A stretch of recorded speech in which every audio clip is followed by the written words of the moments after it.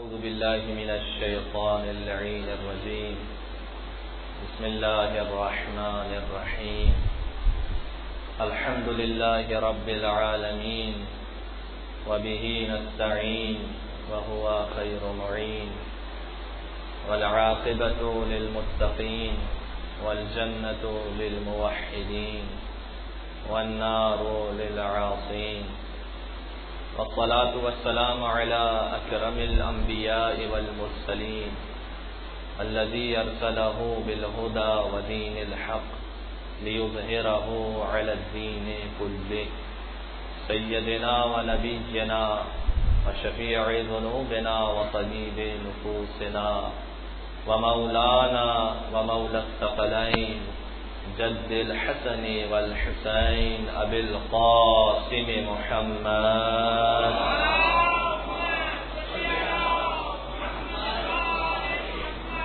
وأهل بيته الطيبين الطاهرين المعصومين المظلومين المنتجبين المنتخبين الميامين لا سيما بقية الله في الأراضين وحجته على العالمين واللعنة الدائمة على أعدائهم ومنكر فضائلهم وباطل حقوقهم من الأزل إلى قيام يوم الدين. دعاء توسل. يا وصي الحسن والخلق الحجة أيها القائم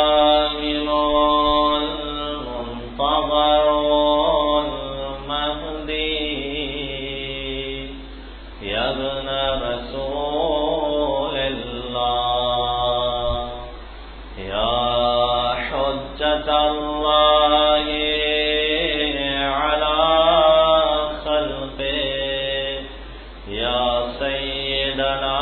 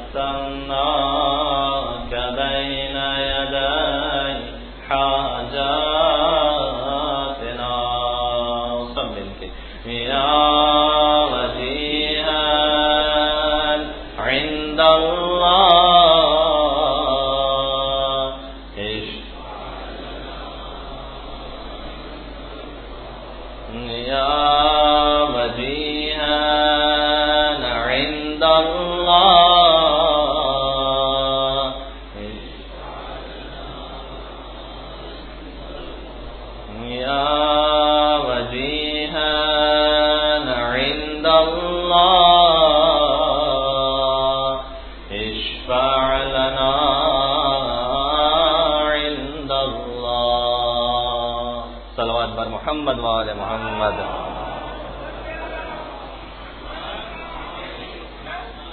أما بعد فقد قال الله الحكيم في كتابه الحكيم بسم الله الرحمن الرحيم وإذا سألك عبادي عني فإني قريب أجيب دعوة الداعي إذا دعان. وقد نقل عن حجة ابن الحسن العسكري عجل الله تعالى فرجه الشريف بسم الله الرحمن الرحيم اللهم إني أفتتح الثناء بحمدك وأنت مسدد للصواب بمنك وأيقنت أنك أنت أرحم الراحمين في موضع العفو والرحمة وأشد المعاقبين في موضع النكال والنقمة وأعظم المتجبرين في موضع الكبرياء والعظمة. صلوات بر محمد وآل محمد.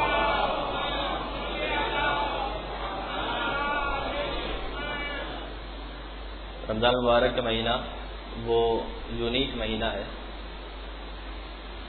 کہ سارا سال آپ کھاتے رہیے، نہ کھانے پر ثواب ہے اور نہ کھانے پر ثواب ہے، لیکن رمضان کا مہینہ اللہ نے ایسا رکھا ہے کہ اس میں کھانے پر بھی ثواب ہے اور نہ کھانے پر بھی ثواب ہے۔ نہ کھانے پر ثواب تو فجر سے لے کر مغرب تک کا وہ موقع کے جو اصل روزے کا وقت ہے جس میں آپ قربتاً الی اللہ روزہ رکھتے ہیں، اور کھانے کا ثواب خود سحری کرنا ثواب ہے اور افطار کروانا ثواب ہے۔ لہذا یہ دونوں موقع وہ ہیں کہ جن سے ضرور فائدہ اٹھانا چاہیے۔ سحری کے حوالے سے خاص گزارش کر دوں کہ یہ ایک مستحب عمل ہے۔ بعض مومنین بغیر سحری کا روزہ رکھتے ہیں، ان کا روزہ ٹھیک ہے لیکن مستحب ہے کہ سحری کر لی جائے۔ حتیٰ روایت میں آیا ہے کہ ایک کھجور سے چاہے لیکن سحری ضرور کی جائے، اس لیے کہ حدیث میں ہے کہ السحور بروکن، سحری کرنے میں برکت ہے۔ اور افطار کا معاملہ بھی یہی ہے کہ کم سے کم انسان ایک کھجور سے یا شربت کے ایک گلاس سے افطار ضرور کروائے۔ البتہ جو صاحب حیثیت ہیں وہ جتنا انتظام کر سکتے ہیں، اگر اسراف نہ ہو رہا ہو تو بہت اچھی بات ہے۔ مبتلات روزہ کے حوالے سے کچھ گزارشات عرض کر دوں، وہ یہ کہ کھانے اور پینے سے روزہ باطل ہو جاتا ہے، لیکن بسا اوقات تھوک یعنی لعاب دہن سلائیوا وہ منہ میں جمع ہو جاتا ہے، اور اتنا جمع ہو جاتا ہے کہ تقریباً تھوڑا پانی جیسا لگنے لگتا ہے، اور اگر اس تھوک کو آپ اتار لیجئے تو ہو سکتا ہے کہ تھوڑی سی پیاس بھی بجھ جائے۔ کیا اس تھوک کو اتارنا جائز ہے؟ اگر منہ میں جمع ہو جائے تو اس کا کیا حکم ہے؟ اس میں کوئی پریشانی کی بات نہیں ہے، اس تھوک کو پھینکنا ضروری نہیں ہے، آپ اس تھوک کو اتار سکتے ہیں چاہے اسے پیاس ہی کیوں نہ بجھ رہی ہو، لیکن اس میں کوئی پرابلم نہیں ہے۔ دوسری گزارش ہے کہ اگر غلطی سے کوئی چیز کھا یا پی لی جائے تو ایسی صورت میں روزہ باطل نہیں ہوتا۔ ایک گزارش جو فقط رمضان کے حوالے سے نہیں عمومی طور پر کرنا چاہوں گا وہ یہ کہ ویسے تو رمضان مبارک میں یہ ہے کہ مبتلات روزہ میں اگر خدا اور اس کے رسول پر بہتان باندھ دیا جائے، یعنی کوئی جھوٹی حدیث منسوخ کر دی جائے تو اس سے روزہ باطل ہو جاتا ہے۔ مبتلات روزہ میں توضیح المسائل میں آپ جا کر دیکھیے گا، اس میں سے ایک یہ ہے کہ خدا اور اس کے رسول پر جھوٹ باندھنا، یعنی ایک ایسی چیز جو انہوں نے نہیں کہی آپ کہہ دیں کہ انہوں نے ارشاد فرمائی ہے، اگر جان بوجھ کر کوئی کہہ دے تو روزہ باطل ہو جائے گا۔ اس سلسلے میں SMS جو فارورڈ کیے جاتے ہیں، جناب آپ کو ایک حدیث آئی کہ رسول نے ارشاد فرمایا، آپ نے 10 لوگوں کو آگے فارورڈ کر دی، اب پتہ نہیں ہے کچھ کہ واقعاً فرمائی ہے کہ نہیں فرمائی۔ میں یہ نہیں کہہ رہا کہ اس سے روزہ باطل ہو جائے گا، اس لیے کہ اس میں کچھ گنجائشات ہیں، کیونکہ آپ اس حدیث کو لکھ نہیں رہے ہوتے خود بلکہ فارورڈ کر رہے ہوتے ہیں، تو ضروری نہیں کہ فارورڈ کرنے والے کا روزہ باطل ہو جائے، لیکن یہ مناسب کم سے کم نہیں ہے کہ جب تک وہ چیز اتھینٹک نہ ہو آپ اس کو ویسے ہی فارورڈ کر دیں۔ بلکہ پہلی رمضان مجھے ایک حدیث آئی کہ رمضان مبارک اور جو اس مہینے کی خوشخبری سنائے اس پر جنت واجب ہے، تو میں نے ان صاحب کو دوبارہ SMS کیا، جناب اس کا مطلب تو یہ ہے کہ مفتی منیب الرحمان صاحب ہمارے سب سے پہلے جنت میں جائیں گے۔ تو اس قسم کی حدیثیں فارورڈ نہ کی جائیں، مناسب نہیں ہے۔ اور بسا اوقات حدیث وہ اصل شیعہ مذہب کے مسلم عقائد کے خلاف ہوتی ہے، نہیں معلوم کہ اہل سنت کی کتاب سے یا اپنے ذہن سے گھڑی گئی ہے، لہٰذا جب تک کنفرم نہ ہو جائے اسے آگے فارورڈ نہ کیا جائے۔ یہ فقط رمضان کی بات نہیں ہے، رمضان کے علاوہ بھی گزارش کر رہا ہوں۔ میں جب یہاں نہیں تھا، یعنی قم میں ظاہر ہے کہ بعض مومنین جانتے کہ ہماری رہائش ہے، تو بعض لوگوں نے یہاں بتایا ہمیں کہ ایک ایسے میں چلا ہوا تھا کہ آگے بہجت نے کہا کہ 6.5 روپے صدقہ دو۔ یہ واقعی عجیب ہے، یہ اگر یہ SMS یہاں پر موجود تھا کہ 6.5 روپے صدقہ دو اور لوگ سے آگے فارورڈ کر رہے تھے، تو یہ نہ آگے بہجت نے ایسی کوئی بات کہی تھی نہ اس قسم کا کوئی وجود تھا۔ تو یہ چھوٹی چھوٹی باتیں ہیں، اس سے ظاہر یہ ہوتا ہے کہ انسان کتنا سمجھدار اور دین کے بارے میں کتنی سمجھ رکھتا ہے۔ اس قسم کی چیزیں نہیں ہونی چاہیے۔ درود بھیجیں محمد اور آل محمد پر۔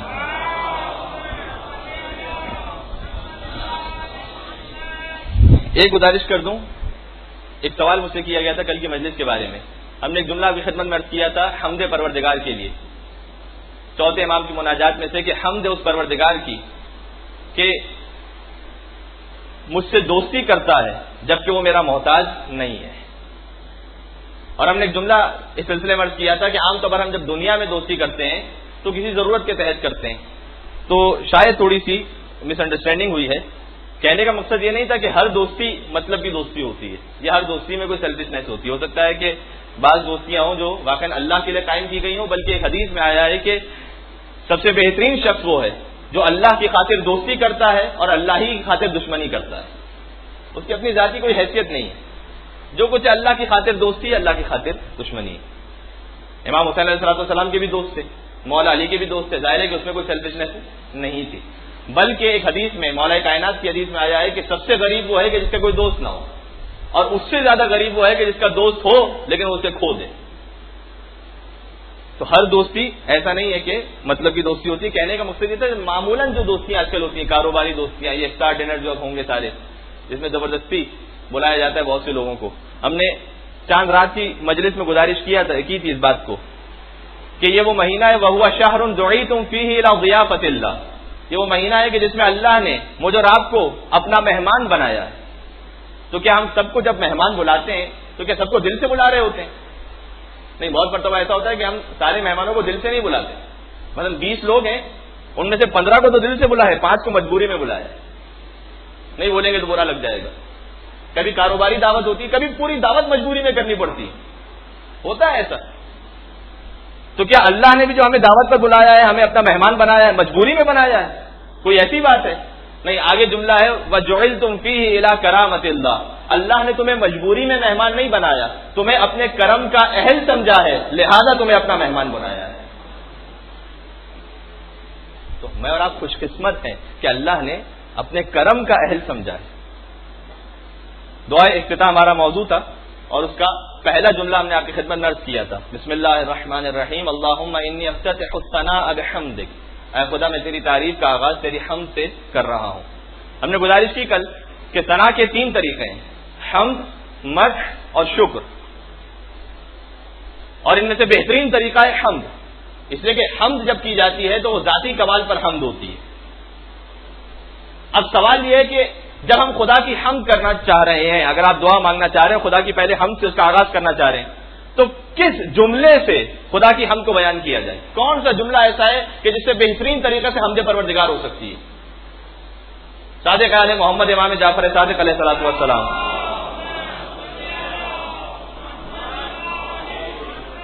ارشاد فرماتے ہیں کہ اگر ایک بندہ یہ کہتا ہے الحمدللہ کما ہوا اہلو، حمد ہے اس پروردگار کی ویسی حمد جس کا وہ اہل ہے، ہمیں نہیں معلوم کس کا اہل ہے، لیکن ویسی حمد جس کا وہ اہل ہے۔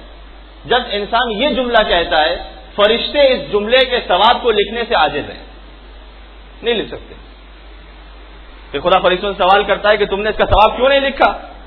فرشتے جواب دیتے ہیں کہ بار الہ، وہ حمد جس کا تو اہل ہے اس کا ثواب ہم کیسے لکھ سکتے ہیں؟ ہمیں کیا معلوم اس کا کیا ثواب ہے؟ خدا کہتا ہے اچھا ایسا کرو، تم اس کے نامہ اعمال میں اسی جملے کو لکھ دو، ثواب تو تم نہیں لکھ سکتے، یہ تم جملہ لکھ دو کہ اس نے یہ جملہ کہا تھا الحمدللہ کما ہوا اہلو، حمد ہے اس خدا کی جیسا وہ اہل ہے، اب جیسا میں اہل ہوں ویسا اسے اجر عطا کروں گا۔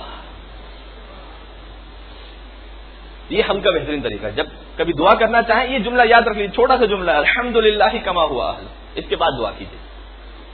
اس کے بعد وانت مسدد للصواب بمنک، اے خدا تو اپنا احسان کرتا ہے کہ ہمیں سیدھی راہ کی ہدایت کرتا ہے۔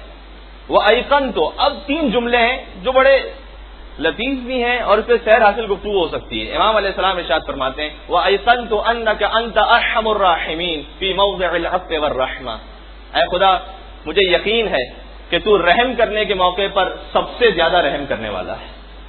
واشد المعاقبین فی موضع النکال والنقمہ، اور تو عذاب دینے کے موقع پر سب سے زیادہ عذاب دینے والا ہے۔ وَأَعْظَمُ الْمُتَجَبِّرِينَ فِي مَوْضِعِ الْكِبْرِيَاءِ وَالْعَظَمَةِ، اور تو بڑائی کے موقع پر سب سے زیادہ بڑائی والا ہے۔ یہ 3 جملے، خدا رحم کرنے کے موقع پر سب سے زیادہ رحم کرنے والا ہے۔ اور دعا جوشن کبیر کا جملہ ہے نا، یا من سبقت رحمتہ غضبا، اے وہ خدا جس کی رحمت اس کے غضب پر غالب ہے۔ مولا کائنات دعائے کمیل میں ارشاد فرماتے ہیں اللہم انی اسألک برحمتک التی وسعت کل شیء، اے خدا تجھے اس رحمت کا واسطہ جو ہر چیز پر غالب ہے۔ شیخ بھائی ایک مقام پر اپنی کتاب میں لکھتے ہیں کہ شیخ بھائی بہت جید عالم دین تھے، انجینئر بھی تھے، ڈاکٹر بھی تھے، عالم بھی تھے۔ آج جو خانہ کعبہ کا آپ طواف کرتے ہیں، طواف میں ایک مسئلہ یہ ہے کہ آپ کا دایاں کندھا وہ خانہ کعبہ کی طرف رہنا چاہیے، ضروری ہے، اس لیے کہ جب طواف کیا جا رہا ہے تو اگر کندھا ہٹ جائے تو طواف باطل ہو جائے گا۔ تو اس میں بڑی پرابلم ہوتی ہے بعض لوگوں کو کہ جب وہ طواف کر رہے ہوتے ہیں، وہ گھوم رہے ہوتے ہیں، تو اس میں پرابلم یہ ہوتی ہے کہ بس اوقات کندھا ہل جاتا ہے، وہ خانہ کعبہ کی طرف نہیں رہتا۔ اس پرابلم کا حل شیخ بھائی نے جو ایجاد کیا تھا کہ آپ دیکھیے گا خانہ کعبہ کے حرم میں چاروں طرف دو دو مینار لگے ہوئے ہیں، نوٹ کیجیے گا، چاروں کارنر پہ دو دو مینار لگے ہوئے ہیں، وہ سائنٹیفکلی بنائے گئے اور اس کا نقشہ شیخ بھائی نے بنایا تھا۔ اس مینار کی خاصیت یہ ہے جو چاروں طرف لگے ہوئے ہیں، آپ کو کندھا خانہ کعبہ کی طرف ہے یا نہیں ہے اس پر توجہ دینے کی ضرورت نہیں ہے، آپ ان دو میناروں کے درمیان دیکھتے جائیے اور طواف کرتے جائیے، خود بخود آپ کا اینگل ایسا بنے گا کہ آپ کا کندھا خانہ کعبہ سے نہیں ہٹے گا۔ یہ شیخ بھائی ایک درود بھیجتے محمد اور آل محمد پر۔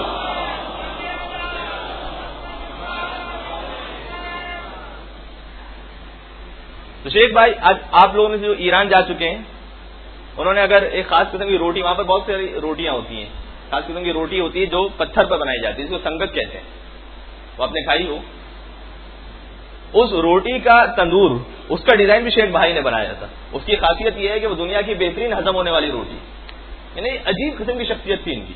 عربی گرامر میں دیکھے تو ان کی عجیب کتابیں ہیں، انجینئرنگ میں دیکھے تو عجیب کتابیں ہیں۔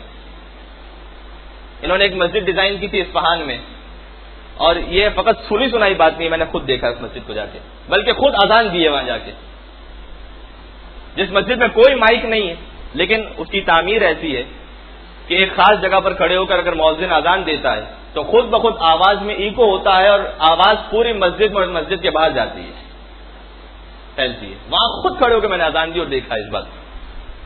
ہمہ جہد شخصیت ہے یہ، ایک مقام پر اپنی کتاب میں لکھتے ہیں، بات ہماری ہو رہی ہے اے خدا تو رحم کرنے کے موقع پر سب سے زیادہ رحم کرنے والا ہے۔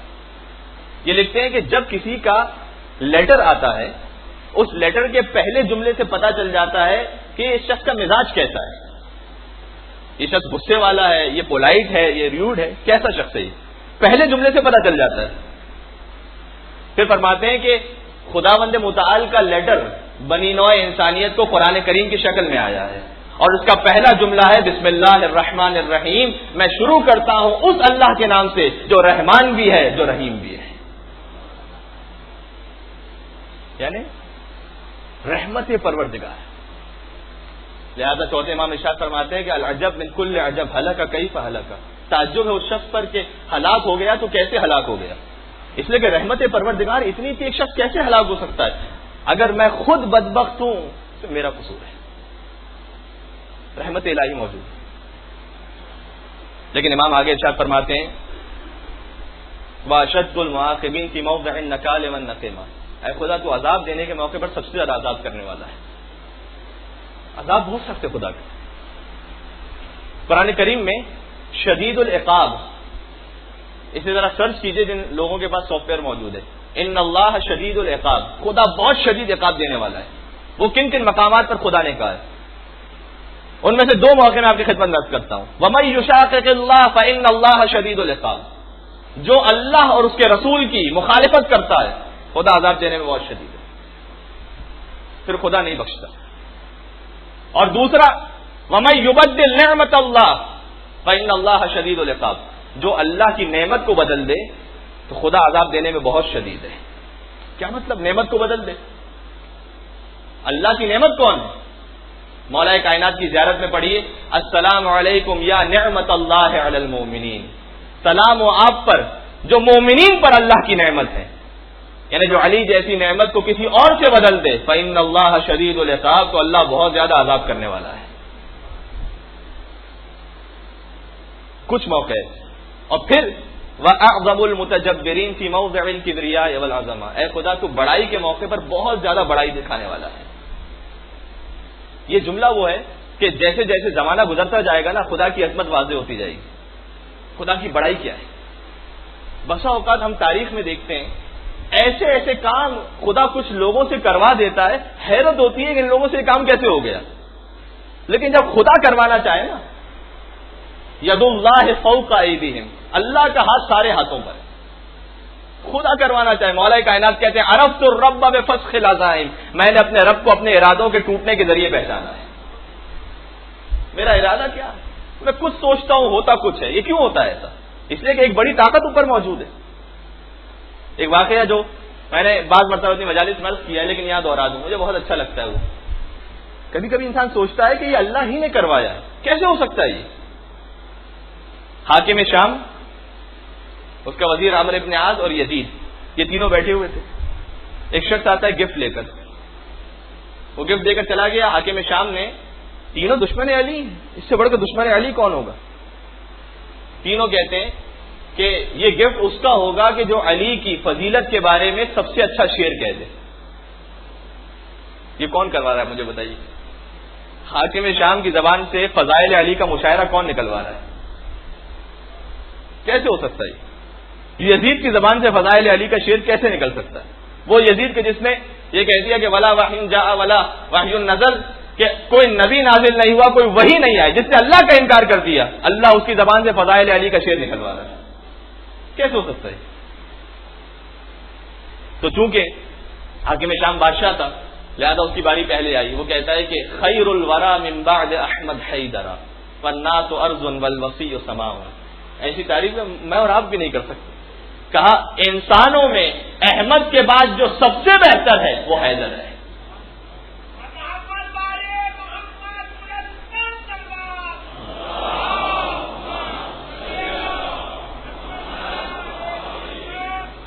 الناس ارض والوسیع سماء، انسانوں کی مثال زمین جیسی ہے، مصطفیٰ کے وسیع کی مثال آسمان جیسی ہے. حاکم شام نے کہا.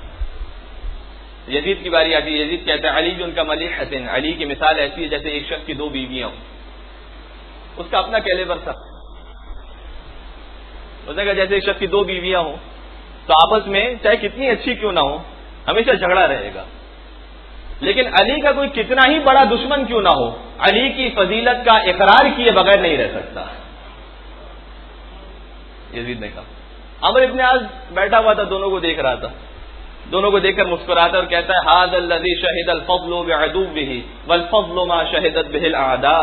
علی کی فضیلت کے لیے اتنا ہی کافی ہے کہ خدا دشمنان علی کی زبانی علی کے فضائل جاری کروا دیا کرتا ہے. ادھر بھیج دے محمد اور آل محمد پر.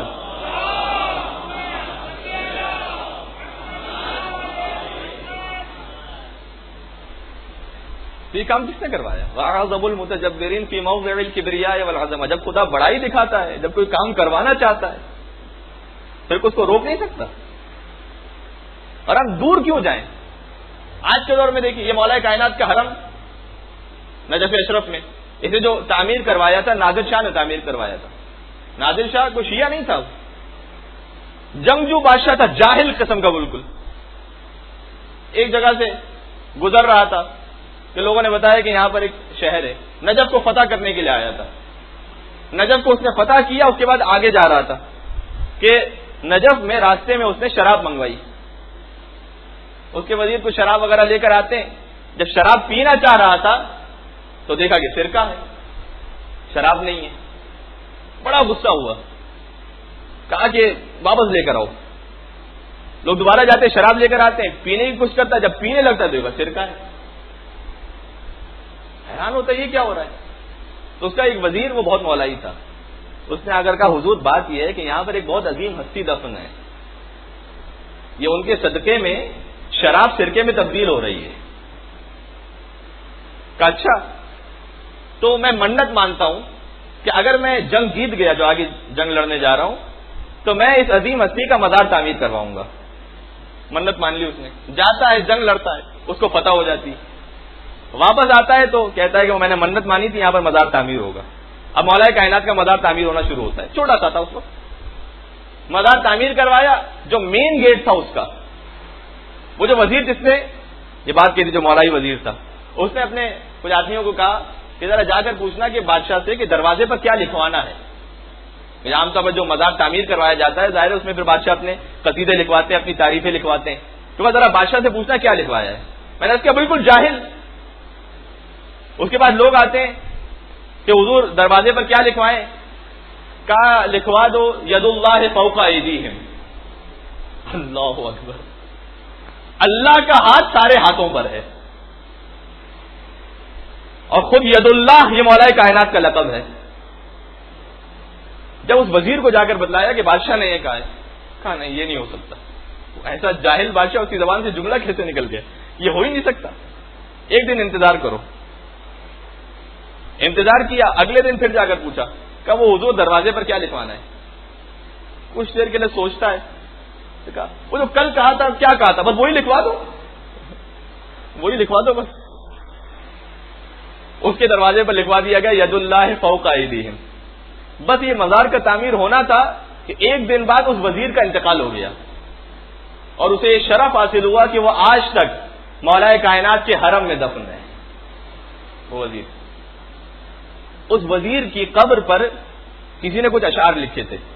اشعار یہ لکھے تھے کہ در خاک ندیم آسودے بخواب اندیش مکن ز پرسش روز حساب جائی کے بدل شود بے سرکے مئی ناب البتہ گناہ شود مبدل بے ثواب.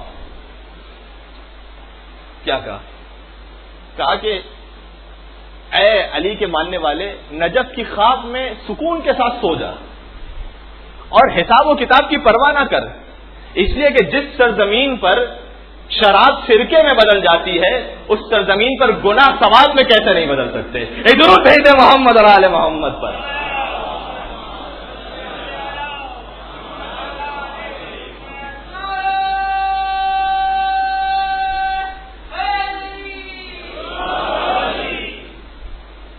وَأَعْظَمُ الْمُتَجَبِّرِينَ فِي مَوْضِعِ الْكِبْرِيَاءِ وَالْعَظَمَةِ. خدا اتنا بڑائی والا ہے کہ اس کی بڑائی کے سامنے کوئی ٹھہر نہیں سکتا.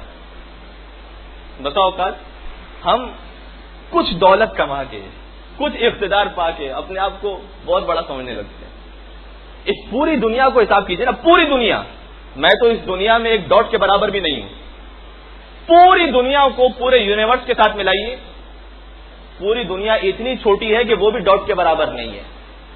یونیورس اتنا بڑا ہے. اتنی بڑی خدا کی کائنات میں ایک ڈاٹ جتنی دنیا میں ایک ڈاٹ سے چھوٹی جگہ لے کر بیٹھے ہوتے ہیں، ڈاٹ سے چھوٹی دولت کما کر بیٹھے ہوتے ہیں اور اللہ کے سامنے اکڑے ہوتے ہیں. انسان کہاں جا رہا ہے؟ کیا ہو گیا تجھے؟ قرآن کہتا ہے اکڑتا کیوں ہے انسان؟ ان الانسان لیطغی ان رآہ استغنی. جب انسان اپنے آپ کو بے نیاز سمجھتا ہے پھر اکڑنے لگتا ہے. جب تک اپنے آپ کو بندہ سمجھے گا، میں تو غلام ہوں خدا کا، میری حیثیت کیا، اکڑے گا نہیں. لیکن جہاں اپنے آپ کو کچھ سمجھنے لگا اکڑنا شروع. مولا دعا افتتاح میں آگے کہتے ہیں اچھا اب خدا رحم کرنے والا بھی ہے، عذاب دینے والا بھی ہے اور بڑائی والا بھی ہے، تو میں یہاں کیوں آیا ہوں؟ میرا کیا کام؟ اب مولا آگے کہتے ہیں اللہم اذن لی فی دعائک و مسئلتک. اے خدا میں اس لیے آیا ہوں کہ تو نے ہی تو مجھے اجازت دی ہے کہ تیری بارگاہ میں آ کر دعا کروں اور سوال کروں. تو نے تو مجھے اجازت دی ہے، ورنہ میری حیثیت کیا تھی، میری اوقات کیا تھی کہ میں تیری بارگاہ میں آتا. دنیا کا بڑے سے بڑا بادشاہ بھی کیوں نہ ہوں، عام ملاقات کا ٹائم بہت کم دیتا ہے، لیکن آپ سب آ سکتے ہیں. ہر ایک کا ایک لمیٹڈ ٹائم ہے، مخصوص لوگ مل سکتے ہیں، باقی کسی کو ملنے کی اجازت نہیں ہے. ان چوتھے امام خدا کے بارے میں ارشاد فرماتے ہیں خانہ کعبہ کا پردہ پکڑ کے وغلقت المملوک ابوابها واقامت علیہا حراسها وحجابها وقد خل كل حبیب بحبیب فبابک مفتوح للسائلین. اے خدا رات کا وقت ہے، غلقت المملوک ابوابها، بادشاہوں نے تو اپنے دروازے بند کر دیے، واقامت علیہا حراسها وحجابها، اس پر اپنے پہرے دار کھڑے کر دیے. وقت خل کل حبیب بحبیب، ہر دوست اپنے دوست سے جدا ہو چکا ہے. رات کا وقت ہے، اب کوئی کسی سے ملنے کو تیار نہیں. فبابک مفتوح للسائلین، لیکن تیرا دروازہ ایسا ہے، دن ہو یا رات ہو، سردی ہو یا گرمی ہو، خزاں ہو یا بہار ہو، تیرا دروازہ مانگنے والوں کے لیے ہمیشہ کھلا ہوا ہے. تیرا دروازہ کھلا ہوا. اچھا تیرا دروازہ جو کھلا ہوا ہے تو میں سوالی بن کر آیا ہوں، تو کیا لے کر آیا ہوں؟ مولا فرماتے ہیں خاطئ مسکین، اے خدا خطا کار اور مسکین، مذنب فقیر، گناہگار ہوں اور فقیر ہوں.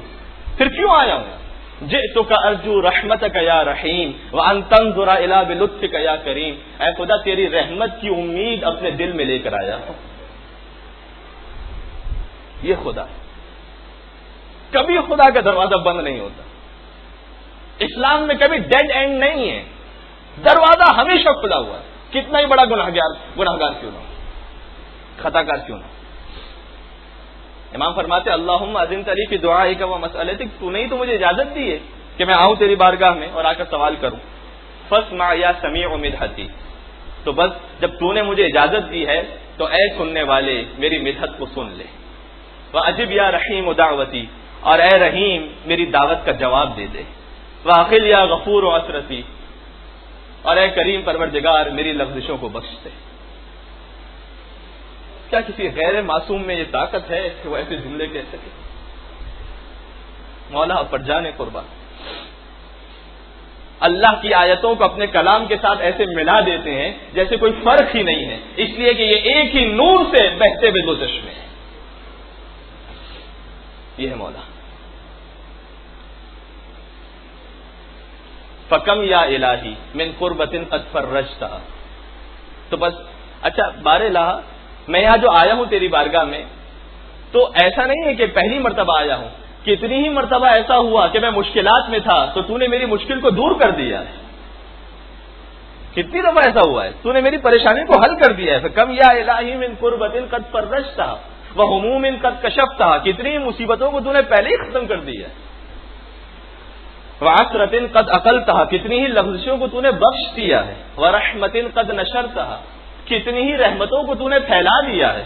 وحلقت بلاء قد فککتا، کتنی ہی بلاؤں کو تو نے دور کر دیا ہے. اچھا، بلائیں کس کے صدقے میں دور ہوتی ہیں؟ کس کے صدقے میں سب کچھ ہوتا ہے؟ زیارت جامع کبیرہ کا ایک جملہ ہے، وَبِكُمْ يُنَزِّلُ الْغَيْثَ، اے اہل بیت آپ کے صدقے میں بارش نازل ہوتی ہے. وَبِكُمْ يُنَفِّسُ الْهَمَّ، اے اہل بیت آپ کے صدقے میں غم دور ہوتا ہے. وَبِكُمْ يَكْشِفُ الضُّرَّ، اے اہل بیت آپ کے صدقے میں مصیبت دور ہوتی. وَبِكُمْ أَخْرَجَنَا اللَّهُ مِنَ الذُّلِّ، اے اہل بیت آپ کے صدقے میں اللہ ہمیں ذلت سے نکالتا ہے.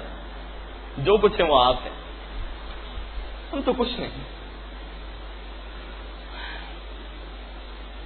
حتیٰ یہودی تک، ایک بار مولا کائنات اور یہودی ایک ساتھ جا رہے تھے، راستے میں دریا آ گیا. بس میرا وقت پورا ہو گیا. راستے میں دریا آ گیا، یہودی نے کچھ پڑھا، دریا پر چلنا شروع کیا. مولا پیچھے رکے رہے. یہودی مڑ کر دیکھتا ہے، تھوڑا سا غرور سے کہتا ہے جو کچھ مجھے آتا ہے اگر وہ تمہیں آتا ہوتا تو تم بھی اس طرح دریا پر چل سکتے تھے. مولا کہتے اچھا. مولا کچھ پڑھتے وہ دریا برف بن جاتا ہے. مولا نے برف پر چلنا شروع کیا. یہودی آتا ہے قدموں میں گر جاتا ہے، کہتا ہے آپ مجھ سے بہت بڑی ہستی، میں تو مگر دریا پر چل سکتا ہوں، آپ نے دریا کو برف بنا دیا، آپ برف پر چل رہے ہیں، آپ ہیں کون؟ مولا نے کہا میں تو بعد میں بتاؤں گا میں ہوں کون. تو یہ بتا تجھے کیا پتا تھا، تو نے کیا پڑھا جو دریا پر چلنے لگا؟ کہ آپ کو نہیں معلوم، اصل میں ایک آخری نبی ہے جس کا نام مصطفیٰ ہے، اس کا ایک وسیع ہے جس کا نام مرتضی ہے. میں نے اس مرتضی کا نام لیا ہے اور دریا پر چلنا شروع کیا ہے. اللہ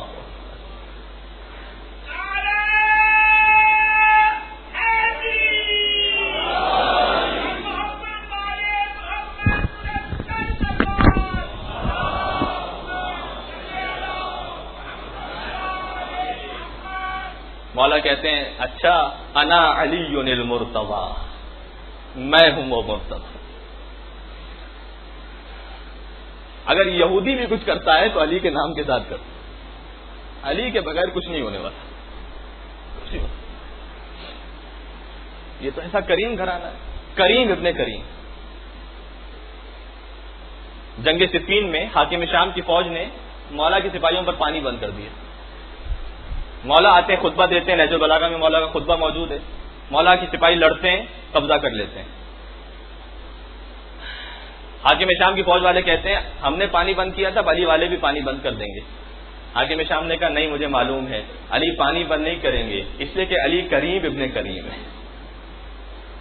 علی پانی نہیں بند کرے. میں قربان مولا آپ کی. یہاں علی نے پانی پلایا اور پھر ایک لشکر جا رہا ہے، حسین مظلوم کا لشکر. دیکھا ہور کا پیاسا لشکر آ رہا ہے. حسین حکم دیتے ہیں عباس یہ لشکر ذرا پیاسا ہے، ان سب کو پانی پلا دینا. کسی نے ہاتھ جوڑ کر کہا مولا یہ آگے جا کر ہم پر پانی بند کر دیں گے، ہم پانی بچا لیں یہ بہتر ہے. حسین نے کہا نہیں، میں کسی پیاسے کو دیکھوں یہ حسین سے نہیں ہو سکتا. عباس ان کے گھوڑے پیاسے ہیں، گھوڑوں کو بھی پانی پلا دو. راوی کہتا ہے سب پانی پلا رہے تھے کہ میں نے دیکھا دور ایک شخص تھا جو قافلے سے بہت پیچھے رہ گیا تھا، اتنا پیاسا تھا کہ لڑکھڑا کرا رہا تھا، اس کی زبان اتنی سوکھی تھی کہ کچھ بول نہیں پا رہا تھا، اور سید الشہداء کی نگاہیں ڈھونڈ رہی تھی کوئی پیاسا تو نہیں رہ گیا۔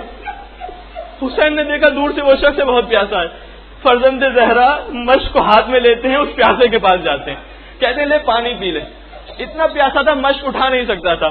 امام نے کہا اچھا میں خود پانی ڈالتا ہوں، تو ہاتھ بڑھا اور پانی پی لے۔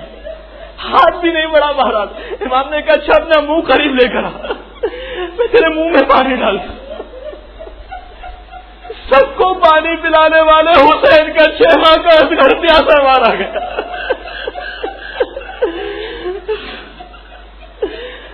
سب کو پانی پلانے والے حسین کی سکینہ پیاسی رہی،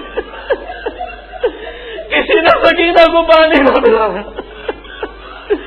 کسی نے زینب کو پانی نہ پلایا۔ زینب پیاس سے اتنی کمزور ہو گئی کہ زندان شام میں بیٹھ کر نماز شب ادا کی۔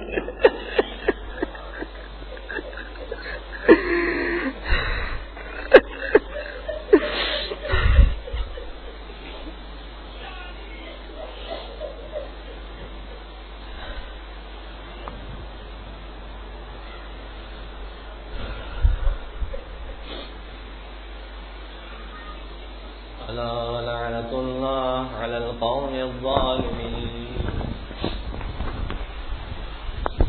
وسيعلم الذين ظلموا أي منقلب ينقلبون۔ رب العزت واسطہ محمد اور آل محمد کا اہل بیت کے در پر بھیک مانگنے کے لیے آئے ہیں۔ بار الہ اہل بیت اطہار کا صدقہ مومنین و مومنات یہاں تشریف فرما ہے، دلوں میں جو جو تمنائیں حاجتیں رکھتے ہیں ان تمام کی جائز شرعی حاجات کو اپنی بارگاہ میں پورا فرما۔ زندگی بھر علی اور اولاد علی سے عشق کرنے کی، اسی عشق میں مرنے کی ہم سب کو توفیق عطا فرما۔ اہل بیت اطہار کا واسطہ دشمنان اہل بیت کی نفرت کو ہمارے دلوں میں مزید اضافہ فرما۔ اہل بیت اطہار کا صدقہ ماہ رمضان المبارک کا مہینہ ہے، ہمارے روزوں کو، عبادتوں کو، تلاوت قرآن کو قبول فرما۔ بار الہ اس مہینے میں عہد کرنے کی توفیق عطا فرما کہ آئندہ کبھی گناہ نہ کریں۔ محمد اور آل محمد کا صدقہ امام عصر والزمان کو اذن ظہور عطا فرما، ہم سب کو ان کے خادمین اور ناصرین میں شمار فرما۔ ربنا تقبل منا انك انت السميع العليم برحمتك يا ارحم الراحمين۔